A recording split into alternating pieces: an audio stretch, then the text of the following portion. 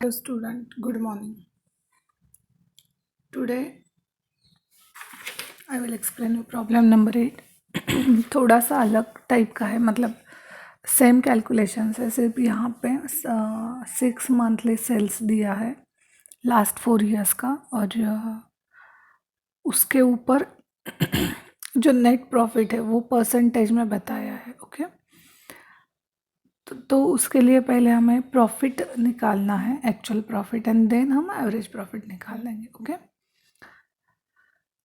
Galaxo and company disclosed the summary of 6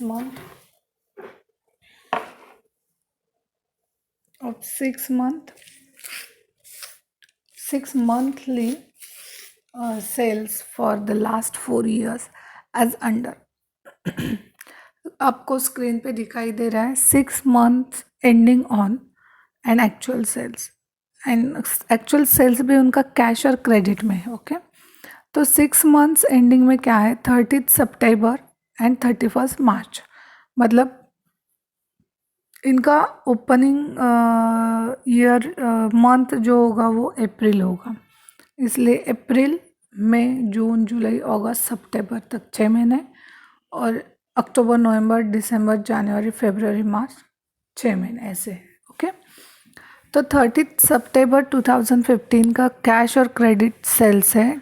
cash है 10,390 and credit है 2,21,970। Okay, then 31 मार्च 2016 का उनका कैश सेल्स है 11,350 एंड क्रेडिट सेल्स है 2,31,290। देन 30 सितंबर 2016 का कैश सेल्स है 16,560 एंड क्रेडिट है 2,66,480। देन 31 मार्च 2017 का कैश सेल्स है 21,050 एंड क्रेडिट है 2,67,910। देन 30 सितंबर 2017 का कैश सेल्स है 20,120 एंड क्रेडिट है 3,42,970। ओके, एंड 31 मार्च 2018 का कैश सेल्स है 33,050 एंड 3,68,860। देन 30 सितंबर का कैश सेल्स है 39,430 एंड क्रेडिट सेल्स है 4,23,640। देन 31 मार्च 2019 का कैश सेल्स है 42,040 and 4,44,890।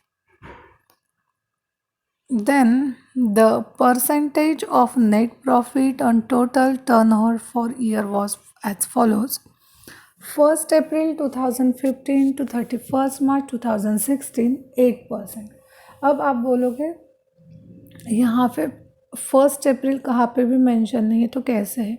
Because of the 6 monthly अगर उनका सेल्स दिखाई दे रहा है तो 31 मार्च या 30 सितंबर के पहले जो भी डेट आती है वो हम मेंशन करते हैं। ओके, 1st अप्रैल टू 31 मार्च मतलब पूरा होल ईयर में उनका जो प्रॉफिट बताया वो 8% है। देन 1st अप्रैल 16 टू 31 मार्च 17 मतलब वो सेकेंड ईयर है। 1st April 17 to 31 March 2018 third year है, and 1st April 2018 to 31 March 2019 14 years है, मतलब पूरे ईयर का उन्होंने प्रॉफिट बताया है। ठीक है, मतलब परसेंटेज वाइज। अब हम कैलकुलेशन कैसे करेंगे एक्चुअल प्रॉफिट का, तो आपको स्क्रीन पे दिखाई दे रहा है ये जो चार्ट है। अब जब चार्ट दिखाते हैं ना दैट टाइम क्या होता है,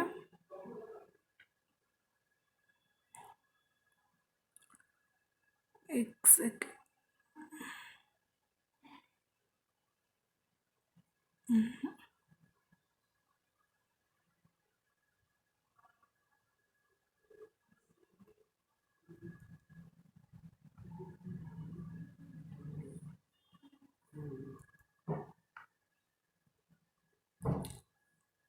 उस टाइम जब हम स्क्रीन पे आप लोग देखो, सेकंड चार्ट जो है वो है कैलकुलेशन ऑफ एक्चुअल प्रॉफिट। उसमें अकाउंटिंग पीरियड है, सेल्स में कैश क्रेडिट एंड उसकी टोटल है, उसके बाद net profit on total turnover, percentage of net profit, and then actual profit है। ओके, तो हम क्या करेंगे, पहले जो हमारा अकाउंटिंग ईयर है कैसे स्टार्ट होगा, 1 अप्रैल से। ओके, तो 1 अप्रैल टू 30 सितंबर जो उनका कैश और क्रेडिट सेल्स है उसकी टोटल लेंगे 4,75,000। ओके, और फर्स्ट ईयर पे उनका कितना प्रॉफिट था, 8%।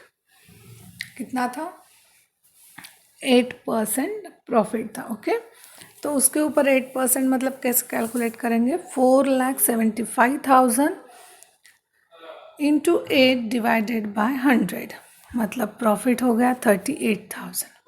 देन सेकेंड ईयर भी वैसे ही होगा। सेकेंड ईयर की टोटल कैश और क्रेडिट मिलके है 5,72,000। ओके, उसको हम क्या करेंगे, 5,72,000 इंटू 10/100, तो हमें प्रॉफिट मिलेगा 57,200। ओके, देन थर्ड ईयर का क्या है टोटल, 7,65,000 और उसके ऊपर 12% प्रॉफिट था। तो हम क्या करेंगे, 7,65,000 इंटू 12 डिवाइडेड बाय 100, मतलब 91,800 हमारा क्या था, प्रॉफिट था। देन फोर्थ ईयर में क्या है, फोर्थ ईयर में 9,50,000 टोटल प्रॉफिट सेल्स था और उसके ऊपर 14% प्रॉफिट था, तो वो हो गया 1,33,000। ओके, अब टोटल हमारे पास पर ईयर का प्रॉफिट मेंशन किया हुआ है। इसके बाद हम क्या करेंगे, वो टोटल 4 ईयर्स के प्रॉफिट की टोटल कर देंगे एज यूजुअल, जैसे हम एवरेज प्रॉफिट कैलकुलेट करते उस टाइम करते वैसे ही। तो उसकी टोटल हो गई 3,20,000। स्क्रीन पे आप लोग देख रहे हो, total profit, average profit is equal to total profit less loss if any divided by number of years. Okay, तो नंबर ऑफ ईयर्स में कितने, 4 ईयर्स है और टोटल हमारी प्रॉफिट की हो गई 3,20,000। तो 3,20,000 divided by 4 is equal to 80,000। Okay, और कैलकुलेशन ऑफ गुडविल कैसे करेंगे, average profit multiply by number of year purchase. अब ईयर परचेस कितने थे, 1.5 ईयर, 1.5 ईयर। तो हमारा एवरेज प्रॉफिट कितना है, 80,000। 80,000 इंटू 1.5 ईयर्स परचेस, तो आंसर आ गया 1,20,000। आंसर क्या आ गया, 1,20,000। ओके, अब सिंपल है, अगर आपको कैलकुलेशन में प्रॉब्लम होता है तो आप क्या करो, 80,000 है, मतलब 1 ईयर का कितना हुआ, 80,000 एंड हाफ उसमें डालना है, मतलब 40,000, मतलब 80,000 plus 40,000 is equal to 120,000। Okay, अब देखते हैं लास्ट प्रॉब्लम। सिंपल है ये प्रॉब्लम, सिर्फ यहाँ पे उन्होंने जो एक्चुअल प्रॉफिट है वो 6 मंथली उनका सेल्स का रिपोर्ट देके उसके ऊपर परसेंटेज वाइज निकाला, इतना ही। ओके, नेक्स्ट प्रॉब्लम है, last problem. Bosco limited Bandra, a lending manufacturing business, has earned an average profit of rupees 43,000 per annum. The company expects to maintain the same average profit in future. Also accept the following. First one, monthly interest on non-trading investment amount to rupees 600, which was included in the average profit.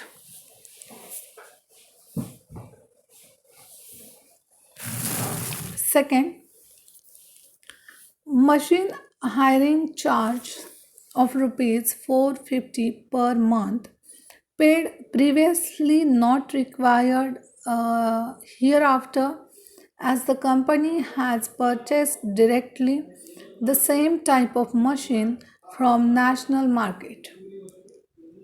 Third one is the present business manager working with a quarterly salary of rupees 1200 is now to be replaced by a professional experienced manager with a monthly salary of rupees 700. And last one is director's fees of rupees 2400 will not be required again.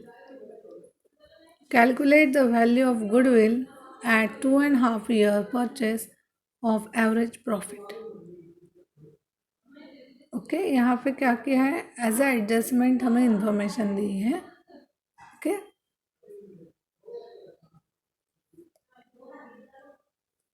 अब इसमें हम क्या करेंगे, जो average profit है उसके लिए यहाँ पे हमें बताया है कि an average profit of 43,000 per annum, मतलब हमें एवरेज प्रॉफिट दिया है, बट उसमें उनका कोई एक्सपेंसेस नो लॉन्गर रिक्वायर्ड है वो, या फिर interest on non trading investment है, प्रोफेशनल मैनेजर सैलरी, वो सब हम वहाँ से लेस कर देंगे और कुछ आइटम्स है वो ऐड कर देंगे. ये थोड़ा न्यू पॉइंट है. ओके तो स्क्रीन पे आप लोग देखो, तो चार्ट बनाओ, calculation of yearly future maintainable profit. Okay particular and amount के 2 कॉलम, इनर आउटर. तो एवरेज प्रॉफिट है हमारा 43,000, आउटर में लिखा. Add expenses on longer, expenses no longer required to be paid in future. Machine hiring charges थे 5,400. कैसे हुआ ये हमें बताया है. सेकेंड एडजस्टमेंट देखो स्क्रीन पे कि मशीन हायरिंग चार्जेस है 450 पर मंथ. ओके तो ईयरली कैसे निकालेंगे, 450 इंटू 12 मंथ्स, तो टोटल हो गई 5,400. ओके नेक्स्ट पॉइंट है business manager salary 1,200 per month, 1,200 quarterly. तो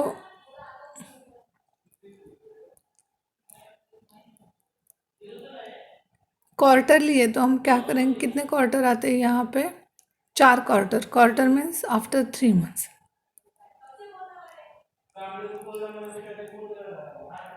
ओके तो 1,200 इंटू 4 मतलब 4,800 एंड देन डायरेक्टर फीस 2,400, तो टोटल हो गई 55,600. ओके उसमें से हम लेस करेंगे non trading investment 600 per month ही इंटू 12, मतलब वो हो गई 7,200 हम लेस करेंगे. एंड प्रोफेशनल मैनेजर सैलरी जो है 700 पर मंथ, उसको भी 700 इंटू 12 करके 8,400 दिखाएंगे. ओके तो टोटल हो गया 15,600. तो 55,600 माइनस 15,600 मतलब हमारा जो एडजस्टेड फ्यूचर मेंटेनेबल प्रॉफिट है वो है 40,000. कितना हो गया, 40,000. अब जब एडजस्टेड एवरेज प्रॉफिट हम निकालते हैं उस टाइम गुडविल कैसे निकालेंगे, तो हम वो एडजस्टेड प्रॉफिट जो होता है वो यूज़ करेंगे, ना कि हम एवरेज प्रॉफिट लेंगे सिर्फ. ओके तो 40,000 इंटू 2.5 ईयर्स मतलब 40 इंटू 80,000 इंटू 80,000 प्लस 20,000 मतलब 1 लाख क्या हुआ, गुडविल आ गया. ओके अगर लास्ट 2 प्रॉब्लम में कुछ आपको दिक्कत आती है, सॉल्व करते समय समझ में नहीं आ रहा है, तो आप मुझे पूछ सकते हो. ओके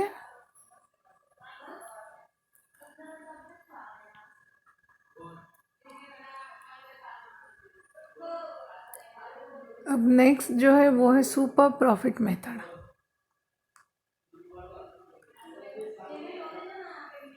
सेकंड मेथड है super profit method. Under this method, super profits is taken as the basis for calculating goodwill in place of average profit. Average profit के जगह सुपर प्रॉफिट देते हैं हम. Like the previous method, this value is also computed by applying a traditional rule acceptable in the trade, that is 3 or 4 years purchases of super profits. Okay. Strictly speaking, goodwill can be attached only to a business which is earning above normal profits or super profits if there are no anticipated excess earning or normal earnings.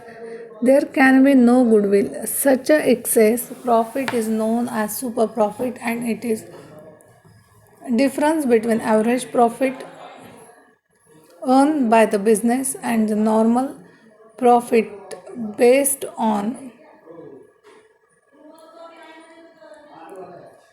the normal rate of return.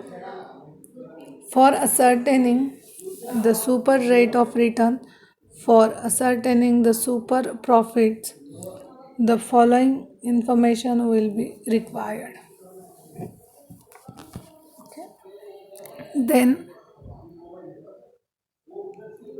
first one, the estimated average future profit of the firm, the normal rate of return on the investment, then the fair value of average capital employed in the business, then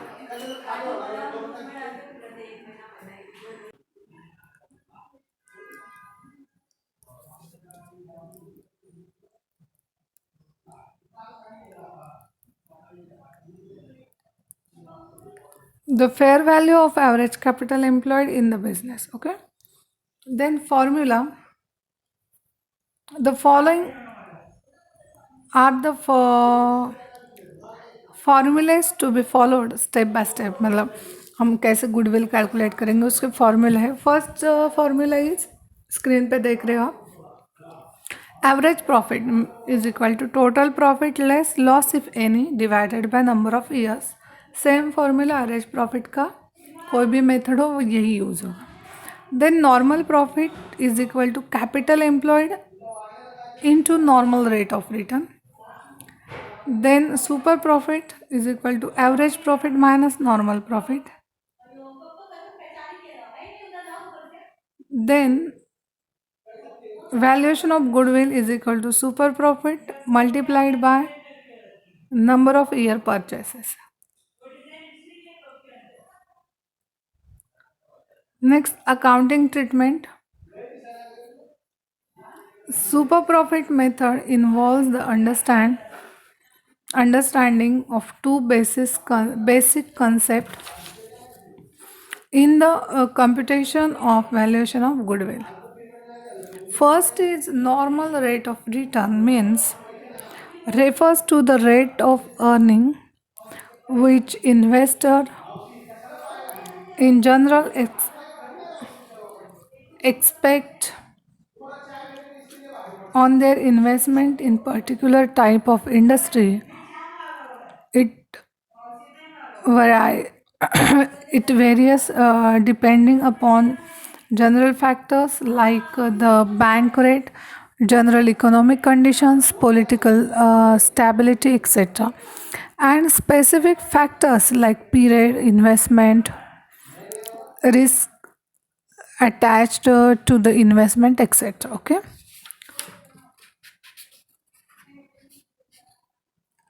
and जो average capital employed हम निकालते हैं उसका भी formula होता है. The average capital employed in the business may be ascertain by following the asset side, means approach and liabilities side approaches.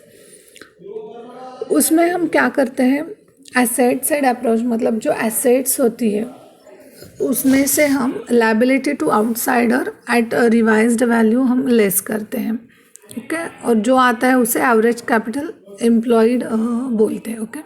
जब हम प्रॉब्लम सॉल्व करेंगे दैट टाइम आपको ये अच्छे से समझ में आ जाएगा, okay. Super profit is the excess of actual profit over the normal profit of an enterprise.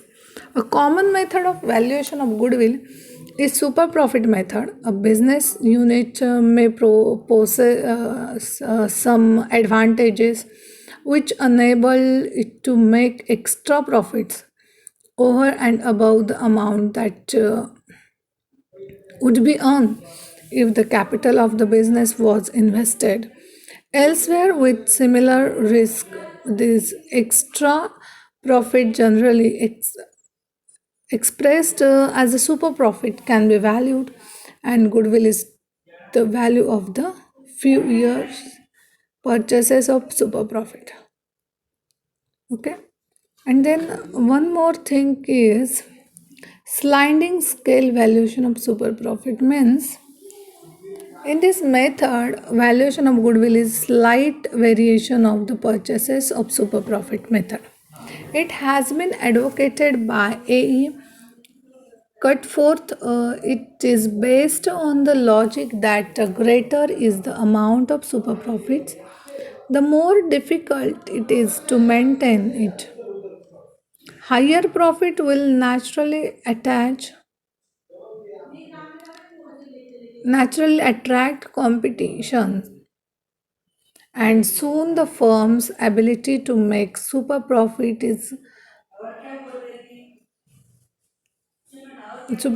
Hence, instead of multiplying the whole super profit by a certain number of years, a grinding scale is adopted. According to Cutforth, super profit is divided into 2 and 3 divisions.